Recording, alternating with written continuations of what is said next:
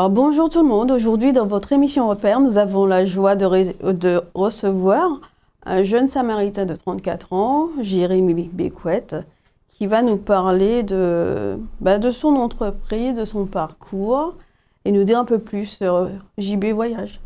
Bonjour Jérémy. Bonjour Karina. Alors, est-ce que tu pourrais nous parler un peu de toi?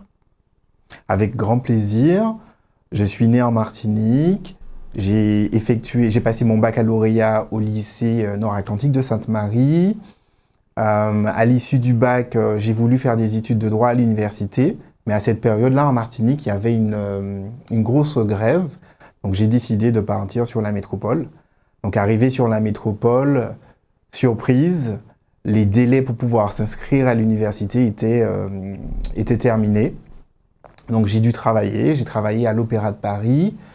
Et entre-temps, j'ai eu l'opportunité de travailler en tant que secrétaire, puis assistant juridique dans un cabinet d'avocats avec 10 femmes sur les Champs-Élysées. Attends, là tu vas trop vite. Donc tu as travaillé à l'Opéra de Paris en tant que quoi? Alors j'ai travaillé à l'Opéra de Paris en tant que vendeur de programmes. D'accord, donc tu arrives sur l'Hexagone à Paris. En fait, tu connaissais déjà Paris? Pas du tout. Alors tu arrives à Paris, un territoire que tu découvres. Tu ne peux pas t'inscrire à la fac en fait de droit, c'est ça? Et donc tu décides de trouver une activité et tu vas à l'opéra. Dans la mesure où j'ai pris la décision de partir sans, on va dire, l'aval, l'accord de mes parents qui étaient peut-être contre l'idée de partir. Ils étaient contre ou pas? Ils étaient contre. Ah d'accord. Voilà, ils étaient contre, ils avaient vraiment envie que je reste en Martinique pour faire mes études de droit. Donc j'ai pris la décision de partir. Donc pour moi, il n'était pas question de revenir. Donc il fallait trouver une solution pour pouvoir rester à Paris. D'accord. Et là, tu parlais de quoi comme grève?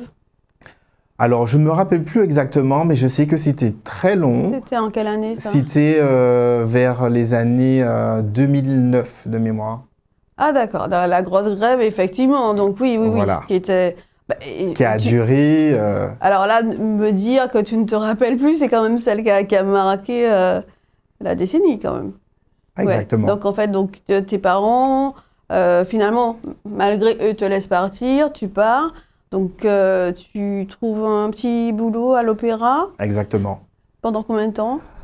Alors j'ai travaillé plusieurs années à l'opéra. Je travaillais le soir, ça commençait à 18h. Au niveau des profils de mes collègues, c'était également des jeunes, des étudiants. Mais parce que tu aimes beaucoup déjà l'opéra? C'est quelque chose qui te plaît déjà ou pas? Alors, c'est un univers qui ne m'était pas familier, Ouais. donc j'ai appris à apprécier. Mhm. Et par rapport à la Martinique, je me suis dit, c'est dommage parce qu'en Martinique, on n'a pas d'opéra, c'est dommage. D'accord. Donc après ça, tu trouves un travail. Tu t'inscris d'abord à la fac ou Alors, pas tout de suite. Donc, j'avais déjà dépassé les délais pour pouvoir m'inscrire. Donc, je pouvais m'inscrire que l'année suivante. Donc, je décide de travailler à l'opéra. En parallèle, je suis recruté dans un cabinet d'avocats international spécialisé dans le droit social aussi, également. Et je travaille en tant que secrétaire pour 10 avocates. Voilà, j'étais passionné par ce que je faisais. J'avais compris que j'avais une place vraiment importante au sein du cabinet. Souvent, les avocates me disaient que j'étais la mémoire du cabinet.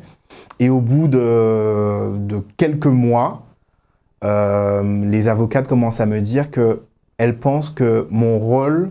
Enfin, elles pensent que je devrais être avocat. Elles m'ont dit... Ta place, ce n'est pas en tant que secrétaire au sein du cabinet. On pense que tu as les capacités d'être avocat. D'accord. Donc, je reste quand même plusieurs années au sein de ce cabinet, jusqu'à ce que les avocats décident de rédiger une lettre de recommandation à l'attention de plusieurs doyens d'universités parisiennes. J'ai soumis la lettre à plusieurs doyens, notamment à la Sorbonne, à Assas, à plusieurs grosses universités. Et j'ai fini par être accepté directement en 3e année de droit et j'ai effectué une double licence de droit sciences politiques. Donc, ce qui fait que je me suis retrouvé parachuté à l'université en 3e année directement, avec des élèves qui avaient effectué leur première année. Qui avait trimé la première année, la deuxième année. Surtout la première année, qui est réputée être très, très, très difficile, parce que c'est beaucoup de par cœur. Mais Jérémy, tu en parles comme si c'était quelque chose de normal, mais avec le recul, en regardant dans le rétroviseur, qu'est-ce que tu dis de cette chance-là que tu as eue? Qu'est-ce qui s'est passé? Alors moi, ce que je dis, déjà, je suis reconnaissant pour l'opportunité que j'ai eue. Alors je dis il y a plusieurs façons d'apprendre. Il y a la théorie, mais il y a aussi la pratique.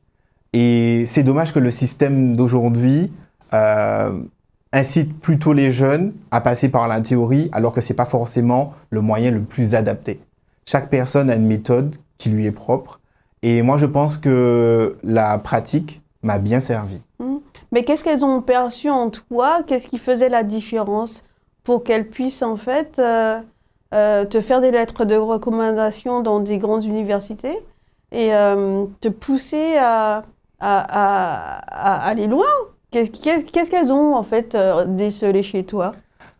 Alors en fait, elles se sont rendues compte que je ne me contentais pas que des tâches qui m'étaient attribuées, qui m'étaient confiées. Souvent, j'allais beaucoup plus loin et le soir, lorsque je rentrais chez moi, je faisais des recherches, etc., pour leur montrer que c'était pas juste taper des courriers, enregistrer, c'était pas juste taper des retranscriptions, mais que j'étais vraiment intéressé par le métier. Donc, je faisais des recherches au niveau de la jurisprudence, voilà. D'accord, super. Et souvent, lorsqu'elles me confiaient des actes ou des courriers à écrire, elle n'avait rien à dire. Le courrier était juste, selon elle, parfait. D'accord. Et ça, c'était à quel âge? Alors ça, c'était, je suis parti à 18 ans, donc ça, c'était vers 19 ans. 19 ans, 20 ans, ouais. D'accord. Et est-ce que tu fais un parallèle avec l'éducation que tu as reçue? Il y a des choses, peut-être, du Jérémy petit. Comment il était curieux? Il voulait comprendre comment le monde fonctionnait? J'ai toujours été très joueur et très compétiteur. J'aime vraiment la compétition. Et je me rappelle de moi lorsque j'étais plus jeune, au collège, à l'école primaire et même au lycée. Ce qui m'animait, c'était la compétition. J'ai toujours fait partie des meilleurs élèves de ma classe.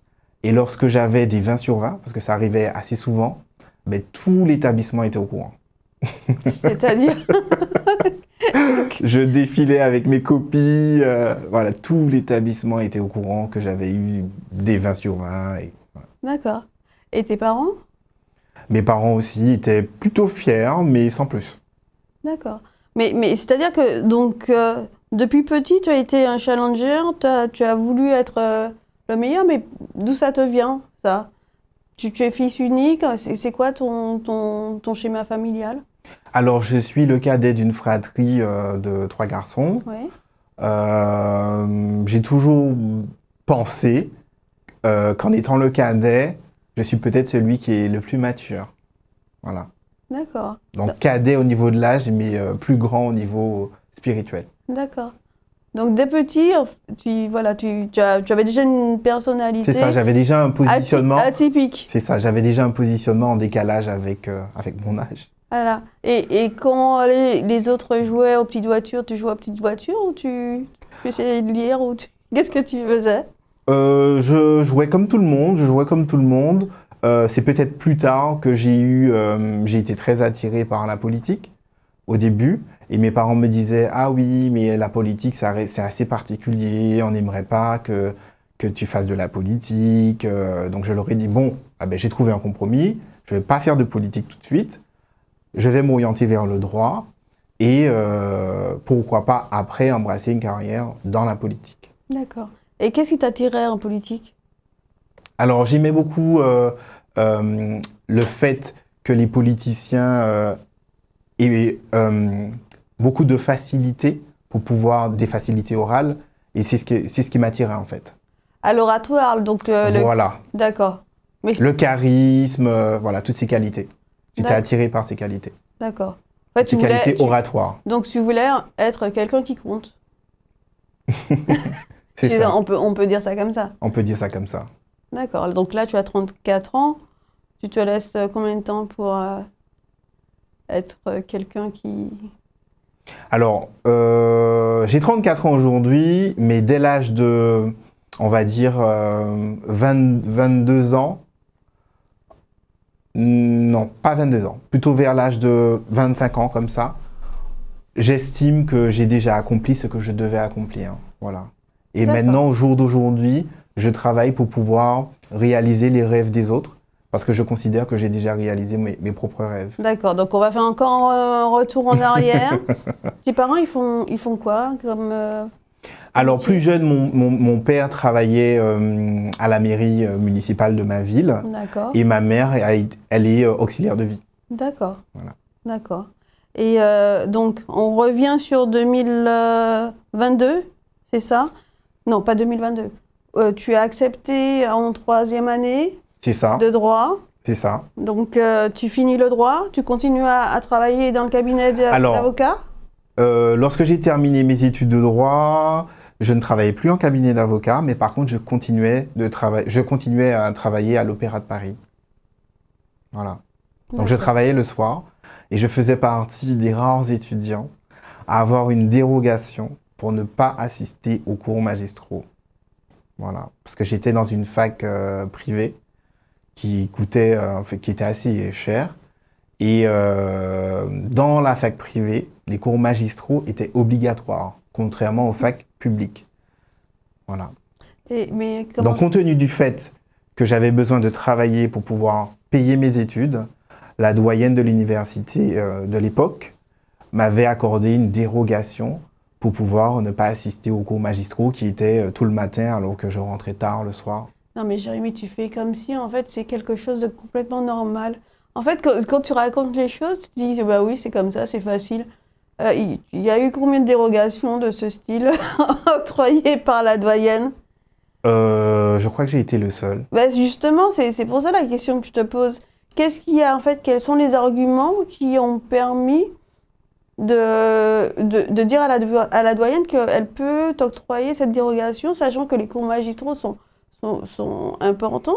C'est là où effectivement où tu vas apprendre un certain nombre de choses. Qu'est-ce qui s'est passé? Alors de mémoire, quand j'ai passé mon entretien avec la doyenne de l'université, elle a eu un coup de cœur. Elle a eu un coup de cœur parce qu'elle s'est dit que jusqu'à aujourd'hui, elle a toujours eu que des élèves, on va dire, classiques. Ça veut dire qu'ils ont un parcours classique, un parcours sans trop d'embûches. Et nantis aussi peut-être? Voilà. Et du coup, elle s'est dit, pour une fois, elle a un parcours atypique dans la mesure où je n'ai pas fait de première année de droit, j'ai pas fait de deuxième année de droit.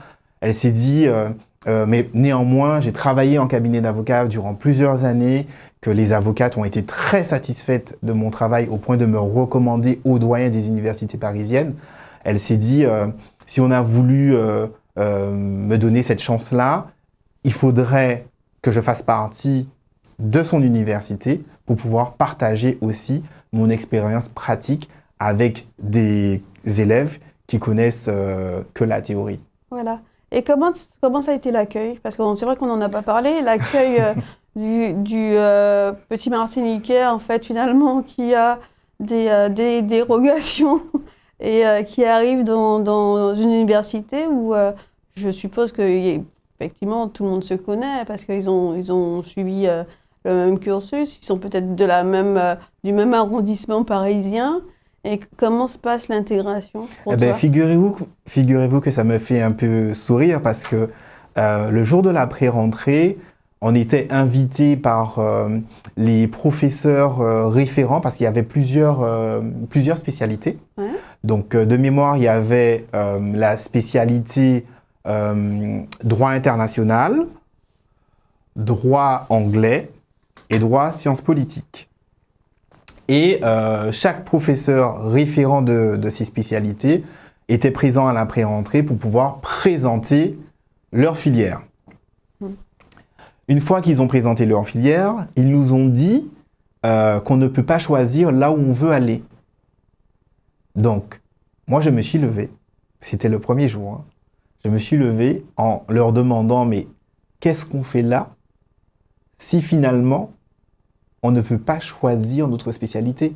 Quel est l'intérêt de nous présenter vos spécialités si on n'a pas la possibilité de choisir là où on veut aller? Et tout l'amphithéâtre s'est levé pour applaudir. Et à ce moment-là, les étudiants m'ont choisi comme délégué ou représentant de la promotion. Voilà. C'était ça mon premier jour à l'université. D'accord. Donc en fait déjà, t'avais pas froid aux yeux? Non, jamais. Jamais? Depuis petit? Depuis petit. D'accord. Tu exploses les barrières en fait. Le plafond de verre, ça n'existe pas pour toi. Les croyances limitantes, non. Ok, d'accord. On va revenir justement à aussi encore quelque chose. Donc tu as ton diplôme, mais je voudrais effectivement revenir sur quelque chose aussi de complètement pour moi atypique. Donc en 2020, on est en pleine pandémie et tu as une idée de lancer, en pleine pandémie où effectivement les avions ne volent pas, les citoyens sont confinés, même dans certains pays on peut pas en fait, je parle du Canada, effectivement les jeunes ne peuvent pas rentrer en Martinique parce qu'il n'y a pas de vol, donc c'est très compliqué, le monde est à l'arrêt, et toi tu décides, donc dans ta petite tête, de lancer une agence de voyage en ligne. Alors, comment ça arrive dans ta tête, en pleine pandémie, de te dire « Ouais, je vais faire ça ». Alors en fait, à cette période-là, j'avais déjà complètement fini mes études. Donc j'ai effectué la double licence en droit et sciences politiques. Ensuite, j'ai effectué un master 1 en droit des affaires internationales. Lorsque j'ai fini mes études, j'ai aussi confié à mes parents que j'avais envie d'arriver au bout d'un autre cursus que j'avais commencé en parallèle. Donc lorsque mon petit-neveu est né, j'ai décidé de passer mon BAFA. Ensuite, j'ai passé le diplôme de surveillant de baignade. Ensuite, j'ai passé les formations pour être formateur d'animateur. Ensuite, formateur de directeur. Puis après, formateur de formateur. Voilà. Pourquoi? Alors, parce que tout simplement, j'avais l'impression qu'il fallait que je fasse cela et que c'était une mission pour moi au niveau de l'éducation populaire. Voilà. D'accord.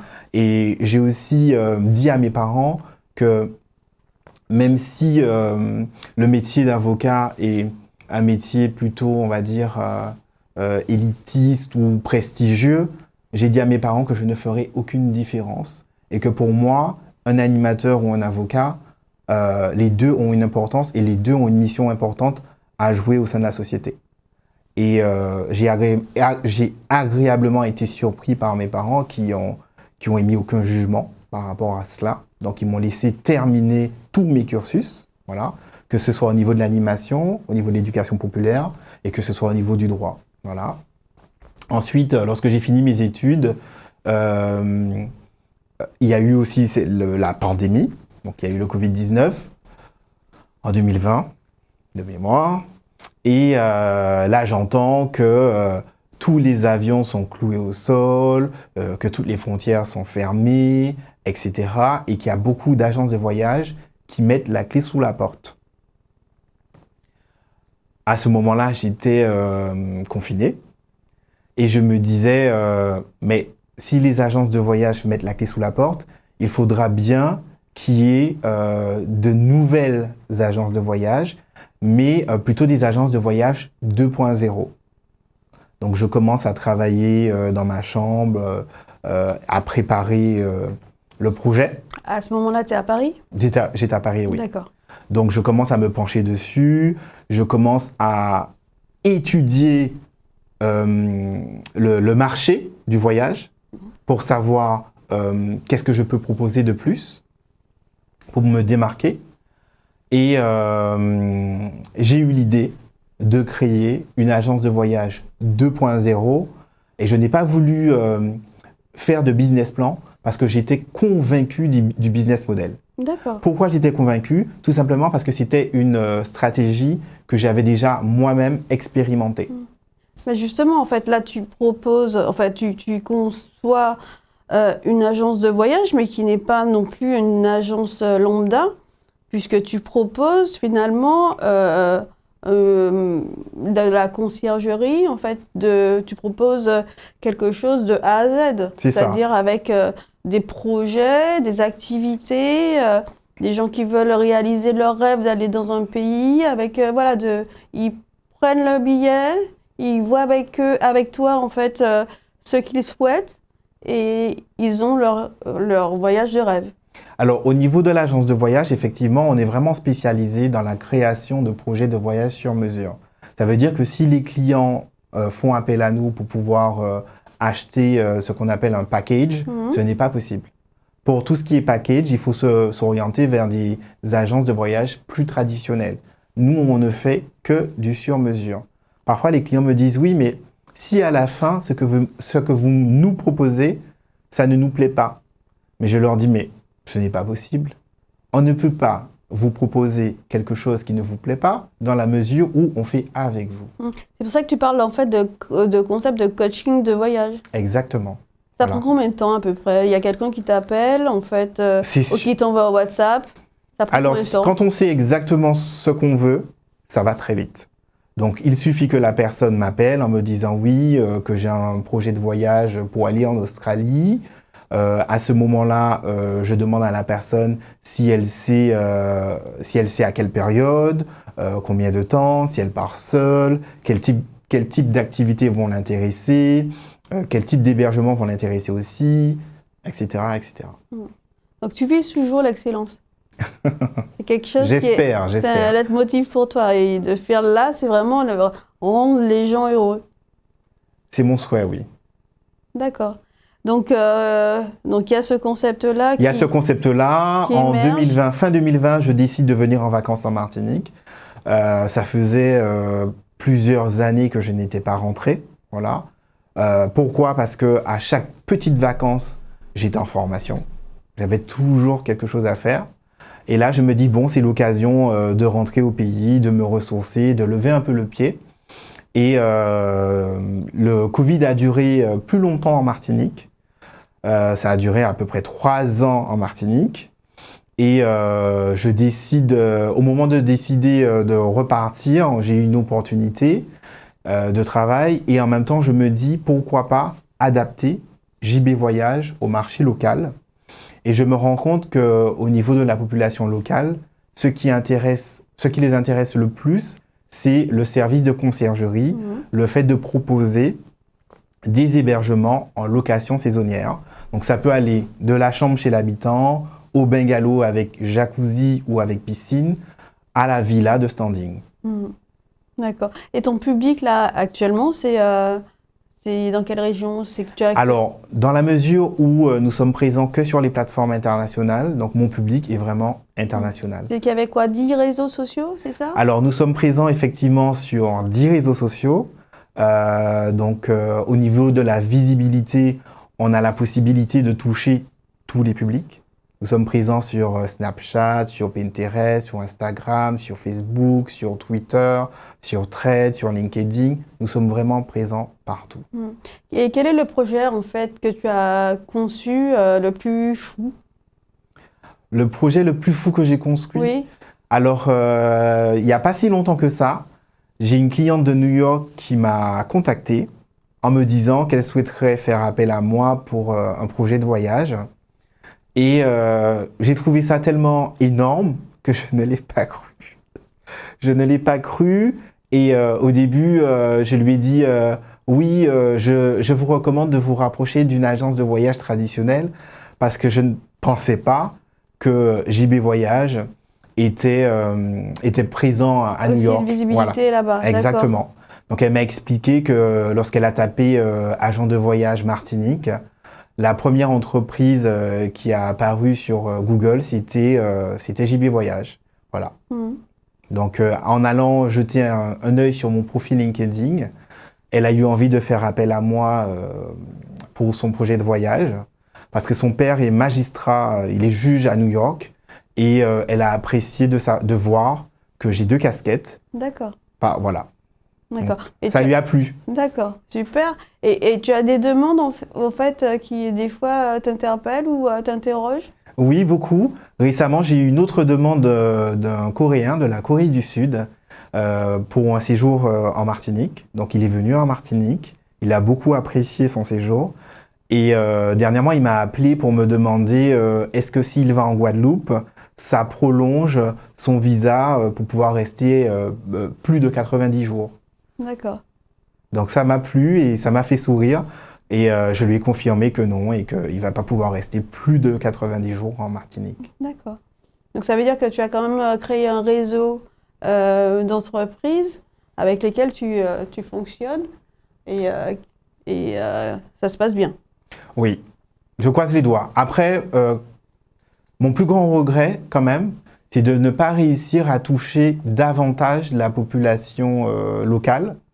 Pourquoi? Parce que j'ai l'impression que leur projet reste au stade de rêve et qu'ils ne se disent pas qu'ils peuvent vraiment concrétiser leurs rêves. Mais ce que j'avais entendu justement te concernant, c'est que ce que tu peux proposer, c'est d'anticiper en fait le voyage et de le faire 1 an plus tard. Ce qui permet justement de voir financièrement, de payer avec des échéances et de voir après, par la suite, les activités et de les mûrir, de vraiment mûrir le projet. Donc, et 1 an après, la personne peut justement bénéficier de quelque chose. C'est exactement ça. La stratégie repose uniquement sur l'anticipation, l'organisation et surtout la volonté. D'accord. Donc, selon moi, ça ne peut que fonctionner parce que c'est une question de logique. 1 an plus tôt, vous avez la majorité des hébergements qui sont disponibles. Donc, ça veut dire que vous pouvez choisir le meilleur hébergement avec le meilleur rapport qualité-prix. Et le fait de vous y prendre 1 an à l'avance, ça vous permet de pouvoir échelonner les paiements. Oui, mais en même temps, Jérémy, là, on est dans un monde quand même qui est incertain. Un mode, comme on dit, volatile, incertain, avec des conflits qui émergent. Est-ce que vraiment, avec aussi la question d'écologie, la montée de l'essence, en fait, du gazole, etc., est-ce que, justement, ça, ce ne sont pas des freins de se dire, imaginons, si moi j'ai un projet de voyage, je peux me dire, en fait, j'aimerais aller en Turquie ou en Égypte, sachant des fois ce qui s'est passé en amont. Voilà, il y a quand même des incertitudes. Ce qui ne dit pas qu'en Égypte, il y aura à nouveau des attentats, comme il y a eu à une époque.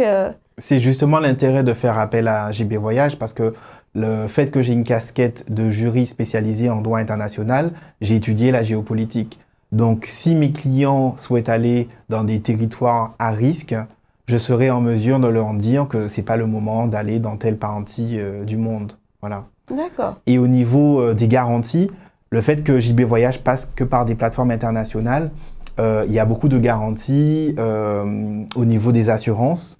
Donc, ça veut dire que si les voyageurs ne peuvent pas partir pour X raisons, ils pourront se faire rembourser. Ah, voilà, ça c'est important, c'est super. Gratuitement. Et là, tu disais en fait que le marché local il est saturé, qu'il y a trop de concurrence. Alors au niveau de la conciergerie, Ouais. surtout en basse saison, les propriétaires, les professionnels constatent qu'effectivement, il y a plus d'offres que de demandes. Donc ça oblige les conciergeries à revoir leur stratégie pour pouvoir attirer, pourquoi pas, la clientèle déjà présente. Voilà. Et tu as eu aussi en fait une belle surprise de découvrir avec la plateforme Airbnb que tu avais été choisie. Tu peux en parler rapidement? Parce que c'est vrai qu'on arrive déjà au terme de l'entretien. Oui, j'ai eu l'opportunité de travailler en collaboration avec une autre conciergerie qui s'appelle Mon Petit Faré. Et au niveau de cette conciergerie qui est déjà bien implantée au niveau de l'Hexagone, je vais représenter la destination Martinique. JB Voyage va représenter la destination Martinique pour la conciergerie Mon Petit Faré. D'accord, super. D'autres projets à venir? Parce que t'as quand même fait pas mal de choses là. Oui, nous avons d'autres projets. Nous souhaitons pourquoi pas investir dans des bungalows en conteneurs. Voilà. Ouais. D'accord, ok. Et une dernière chose pour justement les jeunes Martiniquais qui reviennent ou qui souhaiteraient se lancer. Les jeunes Martiniquais qui reviennent ou qui souhaiteraient se lancer, qu'est-ce que tu peux leur dire? Alors, je peux leur dire que d'une manière générale, il faut avoir une posture ouverte. Il ne faut pas être fermé et surtout, il faut lutter contre les croyances limitantes. Mhm. Et c'est quoi justement comment tu fais ça, toi? De lutter contre les croyances limitantes, c'est quoi ton Moi, secret? mon leitmotiv, c'est que je me dis que abandonner, c'est renoncer. D'accord. Et qu'il faut viser les étoiles, c'est ça? Toujours. D'accord. En tout cas, merci Jérémy de ton témoignage. Avec grand plaisir. Merci et on se revoit la prochaine fois, hein.